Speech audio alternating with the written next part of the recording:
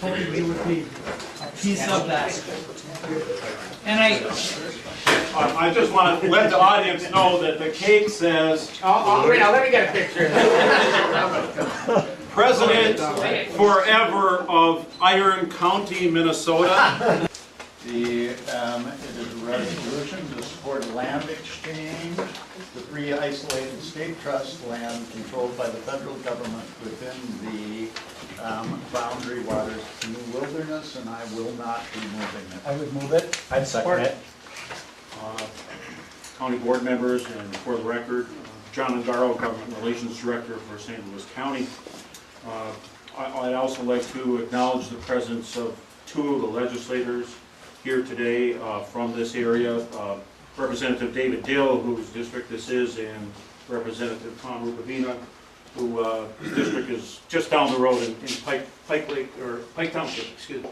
Here we are, 48 years later, and the net effect of this is that our county citizens in our three counties are being shortchanged by the fact that the state inholdings within the Boundary Waters Canoe area, whether it's the 86,000 acres of school trust fund land, or whether it's the additional 30,000 acres of other state inholdings in the BWCA, which are supposed to, according to the '64 Wilderness Act, a mandate, were supposed to be exchanged.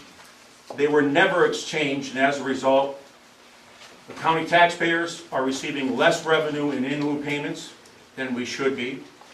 And furthermore, the school kids across the state of Minnesota are also receiving less revenue, as in zero revenue, from the school trust fund lands, at least within the BWCA, that cannot produce any revenue for the school trust because they're in a wilderness area. The map that is here today is to prove to everybody exactly where the Mesaba Purchase is, because these are the lands that the legislation in Minnesota that passed this year were to be the first lands that would be part of the exchange. John, I know you brought up the Tyblatnik. I know that part of the reason for bringing this up is that last year, or when the legislation was passed, brought forward by Representative Kravick to exchange this land, the Congress specifically said that it would be paid for by not paying Tyblatnik. Can you kind of talk a little bit about that and how we're going to assure that if this happens, one, that Tyblatnik will be paid for this, and two, that we won't somehow lose the rest of it, since we're three counties in the whole United States to get a special amount, as you told me, higher than any other PILT payment by any other state in the U.S. Sure. Current law in Congress from 1948 says that the federal government must pay the counties for any federal inholdings within the BWCA. So in order for them not to make that payment, a law would have to pass that would remove the county from being able to do that. Now obviously that's what occurred in the U.S. House of Representatives, and the reason it occurred is because Congressman Kravick has had a pay-go rule, which the House operates under, which means that in order to spend an additional $1 million, you have to find $1 million in cuts elsewhere in the budget. I strongly oppose the resolution for federal land exchange that is before the commissioners this morning. My primary objection is based on the major financial harm that St. Louis County will likely experience if the land exchange legislation is taken up again in the next Congress. Commissioner Forsman mentioned the fiscal cliff when he was talking about the Duluth project. In fact, Mr. Ungaro mentioned the fiscal cliff in his remarks in support of the resolution. I think that we are deluding ourselves if we think that a Republican House of Representatives is going to undo the Tyblatnik provision of the Kravick bill for our new Congressman-elect Rick Nolan. They wouldn't do it for a Tea Party favorite, Chip Kravick. Why in heaven's name would they do it for our new congressman? What would you rather have? $1,862,295 a year that the county can spend however it likes, schools, roads, public welfare services, whatever? Or would we rather have $565 per year, or if we accept Mr. Ongero's number, $756 a year, that can go only to the schools? I just think you really need to take a long, hard look at this. I understand that a lot of people don't like federal land ownership. And if the commission wants to take up a resolution against federal land ownership, that's one thing. But to try to say that it's in the economic best interest of St. Louis County to do this is just not right. It's just incorrect. And thank you very much for your time. Mr. Chair and Commissioners, I'm speaking in opposition to the resolution. You are proposing a high-risk path of federal legislation where you will lose $1 million per year forever. You may lose your guaranteed tie-back payments in their entirety.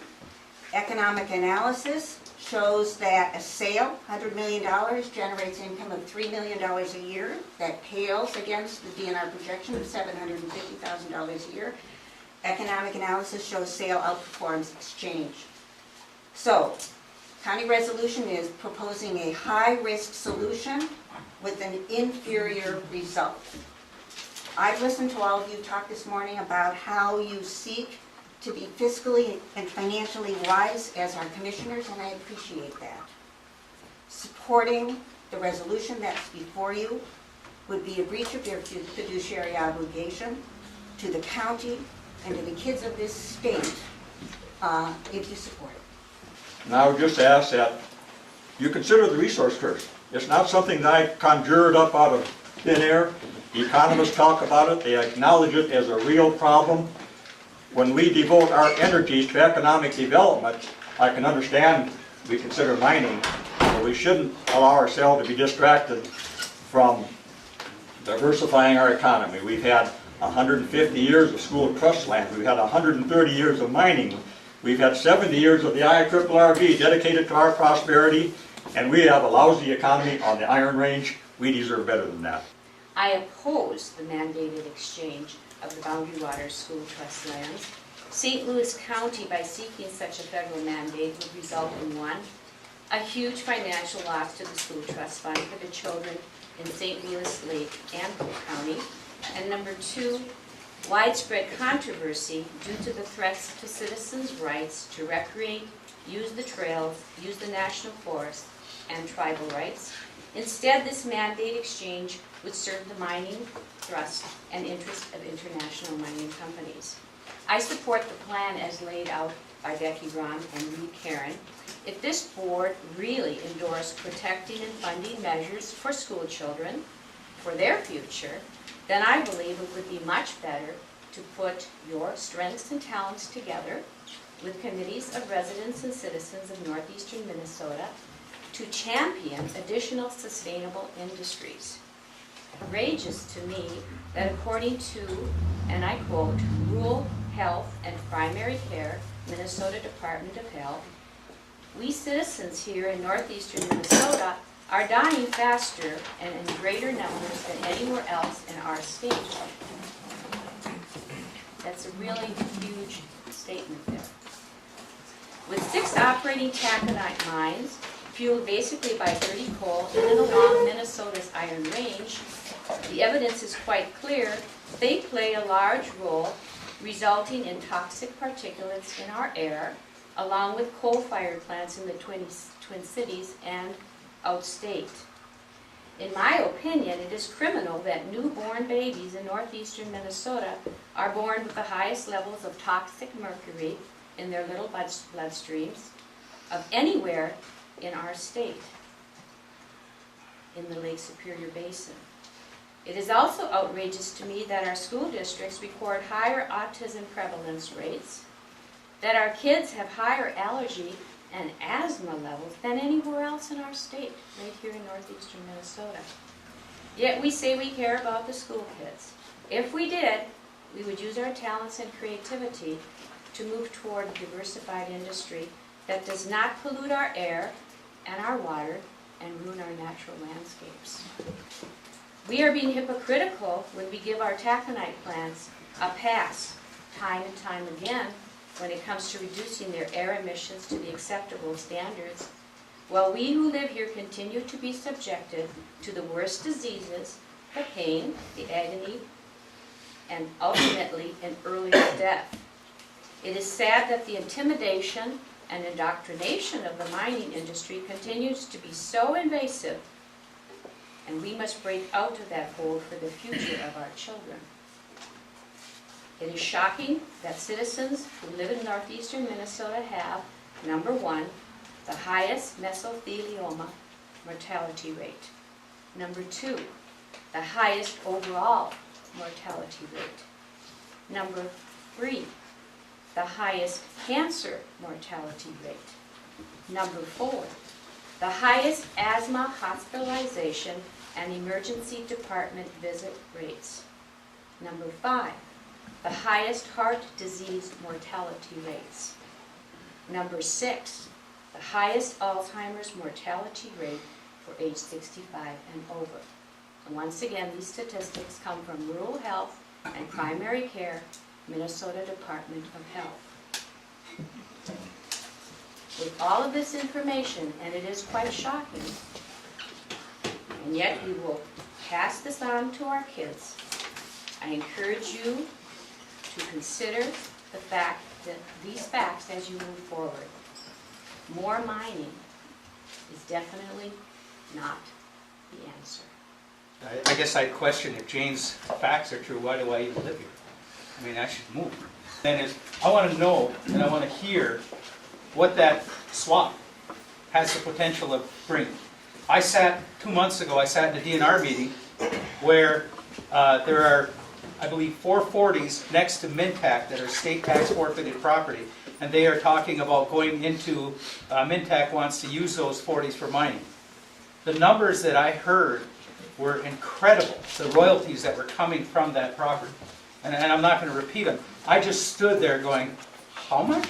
And the Mountain Iron School District directly benefits from that. Year after year after year, I see this meeting, committee of the whole meeting structure abused by members of this board, taking issues that are controversial, putting them in a time frame where they can be introduced and passed in the same day. I don't think that's good public policy. I don't think that's how people who value transparency, who value their constituents, behave. This is a complicated issue. People have been thinking about this for decades, arguing about it. One thing I haven't heard mentioned is that when lands, and I don't know if those are going to be the lands involved in an exchange. I don't know where somebody gets the idea that those are going to be the lands involved in an exchange. But which of those lands is covered right now by Weeks Act protection? What other protections are afforded those lands? Because all of us benefit from those. All of us benefit as citizens of this area, people who drink water that comes from that area. And everyone in Minnesota and the people of the United States who own those lands benefit from the protections that are on those lands now. And I can't tell you what protections there are. And I don't think you guys can tell me what federal laws, what state laws, what laws change if that changes ownership. I know the Weeks Act is attached to the deed. When the surface and mineral estate is split, I know the Weeks Act goes away, and that has significant bearing on the remaining surface land and how it is maintained. I don't know how you guys can process and peg this, the sheer mathematics that we've heard today. I can't. I would need more time. I ask that you return this to committee, you think it through, and give your constituents a time to voice their opinion. But I speak in opposition to the proposed resolution on the land exchange. As a taxpayer and citizen, too many questions that have not been answered. As projections, I know that there is talk about how much is out there, and it seems like every time I hear a report, it gets bigger and bigger. But all these reports have a disclaimer to them that this is predictions of the future. These aren't facts, these are predictions of the future. We don't know if they will, that they will happen, we don't know what the market will be, they're just predictions of the future. And to take them as fact, I think, is wrong. These and other questions need to be answered and conveyed to the citizens, the taxpayers, before such a resolution is considered. This may or may not be a good resolution, but at this point, I don't believe that is known.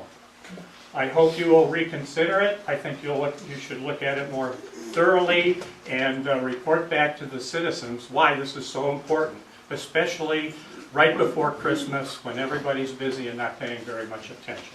Is it that you simply don't want state to have ownership of lands, or you just rather have lands in the hands of federal government? It's long overdue that the state get these lands repatriated, and the losses that exist have been compounded with this passage of time. I thank you. I have heard, as I have for most of my life, in being involved in this issue, a myriad of comments and facts and statistics that have been thrown out versus income generation, benefit to schools, as others have said, cost-benefit analysis. I have since day one, when I stood in the Ely School auditorium in August of 2002, I said that I will not go to the state capitol, build a bonfire in the capitol and sing Kumbaya around. I was going to fight for the people of Minnesota for economic prosperity, jobs, and protect this environment. And that's what I have done. I will continue to do that, and no bills will come through my committee that will hamper the development of our natural resources. But this is always going to be controversial. I want to deal with the facts.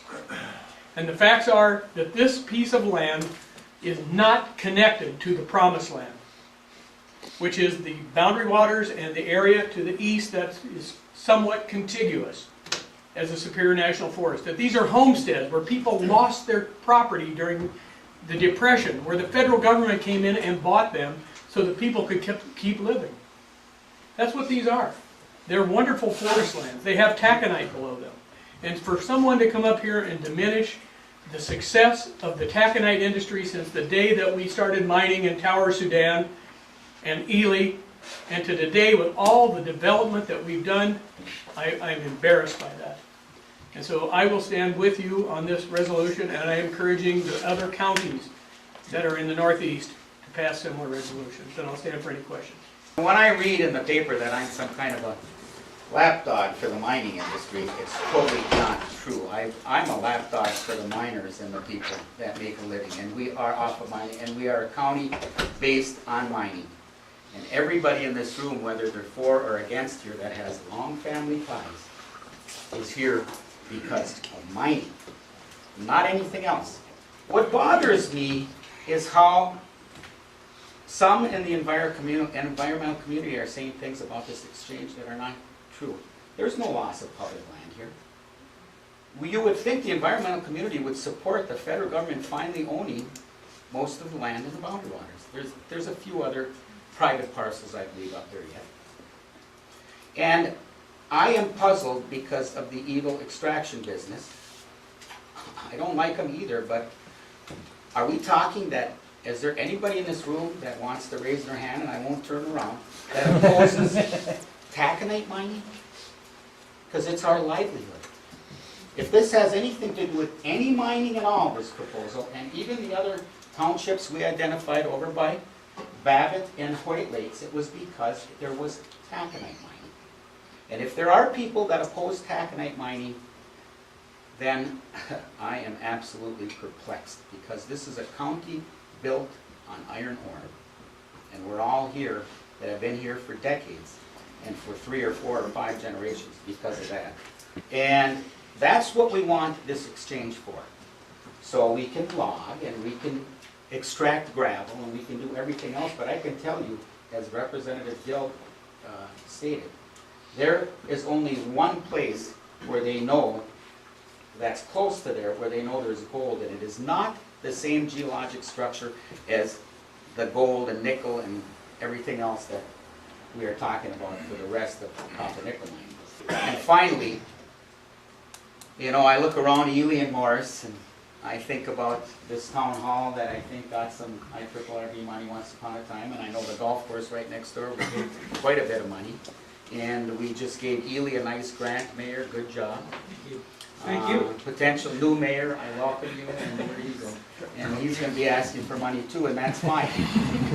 But the reason we spread that taconite money, which is in lieu of property taxes, and technically belongs to, most of it, to Mount Iron View, and the Mount Iron School District, and the city of Mount Iron, and we spread it around, is because we want to keep property taxes as affordable for everybody around here.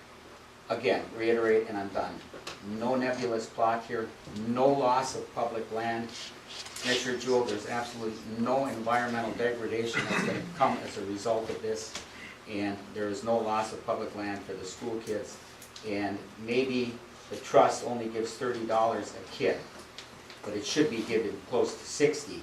Senator Franken, Senator Klobuchar, Congressman-elect Nolan said to me at a meeting 2 weeks ago, right before my rose, Commissioner Sweeney, thank you for coming, Commissioner Nelson and others, they said, get us some support, resolutions of support from folks in the area, because we're getting a lot of phone calls where they're saying they're from Ely and Virginia. I didn't get elected with 75 to 80% of the vote by not listening to my constituents, and I can tell you in my district, there's 90% of the people that support this, and it's probably close to that up here in Representative Dill's district. Well, with respect to this resolution, I'm a firm believer in representative government. We have in my opinion, sometimes we have an overabundance of opportunity for commentary. We seem to be moving away from representative government and more towards referendum government, and I find that is a very disturbing issue personally. I will tell you 100% the outcome will be the same. We will be acting in support of this resolution at the request of our legislators and our congressman-elect to put our support behind this land exchange in all its intricacies. In R&D, we trust. That being Rookavina ended.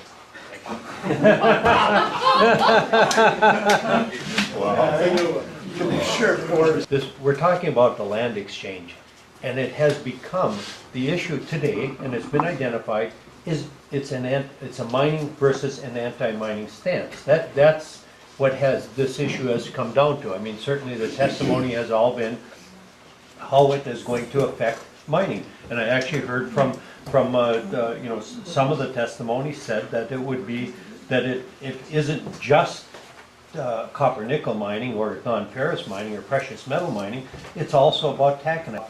But this has been focused on mining versus anti-mining. That's what this land exchange, which basically, if you look at it and you look at it as it's described, doesn't have that much to do with mining or anti-mining.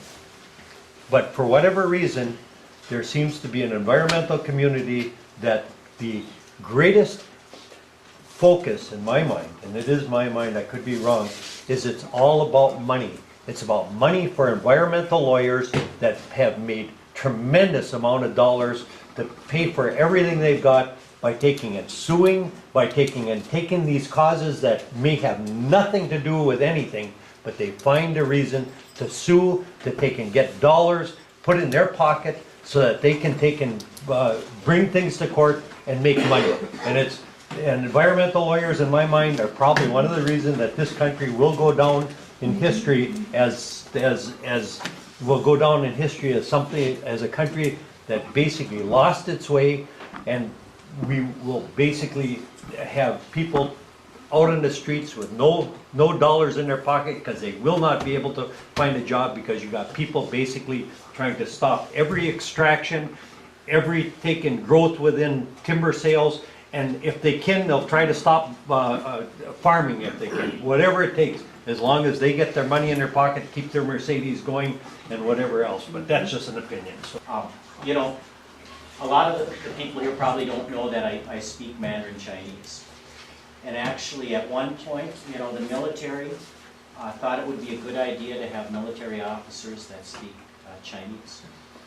And knock on wood, I'll never have to use that for that purpose. But, I do see what Commissioner Forsman was saying about, we lost our way.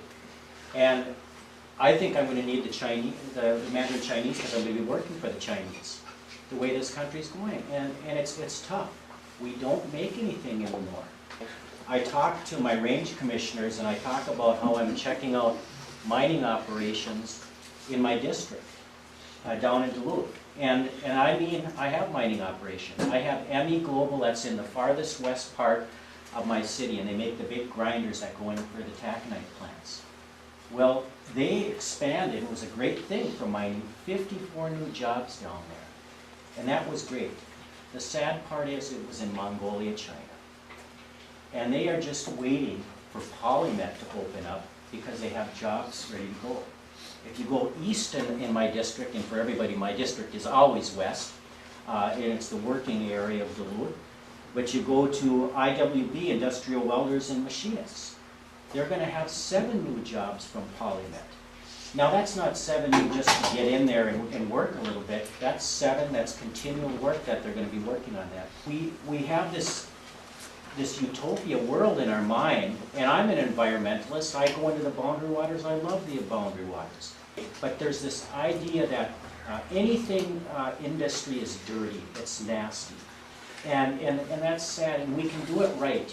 It's taking us longer than it took a man to get to the moon, and I think that was 8 years and 4 months, than it's taken us to get Polymet going. It's unbelievable. There's there's a group out there, and I'm not lumping you, and you're gonna have to consider those who are opposed to the mining, because it's coming down to that. But they don't want anything where jobs can be created. Have a hard time. You can see it where my passion is. I'm supportive of mining because it's not only about the Iron Range, it's about Duluth, and I get that. There's so many jobs down there, and it's about the kids across the whole state. We talk about, I don't know what the ultimate royalties are going to be. That are going to be here. And we're talking non-ferrous in this area of potential mining, though. But I remember the Dunka pit mining. I have the numbers here for a 40-acre parcel, if I remember right. Correct me if I'm wrong. This was presented to us by the Minnesota DNR. $83 million. Now that's not chump change. And all along the way, we're also creating jobs. But if you say something long enough, I guess people are going to believe it. We keep saying this is dirty, rotten business. It's a resource curse. It's a lousy economy. Well, this lousy economy has kept people employed for 100 years. And it's created we've had people that said they used to be in the industry. It's not only created hundreds of jobs, it's created thousands of jobs over time. But the other part of representative democracy is that it isn't always a one-step, lockstep kind of a thing. The fact is that I'm actually representing, of the people who spoke here, I'm representing the majority of the people who spoke, who actually oppose this. And I'm not saying, and I think it's true, that people turn out for things. I was concerned about pieces of it. One of it was that the Mesaba purchase is noted, but I'm not sure that it's an absolute that that'll be what the feds will do. The other thing I'm struck by is the Ty Blatnick pieces. And I actually think that, number one, I don't think the Republicans in the Congress are going to give Rick Nolan a gift. I just don't think that. And I thought that before this was brought up earlier. But I don't think they're going to give him a gift. And I'm actually concerned that we win the battle and lose the war.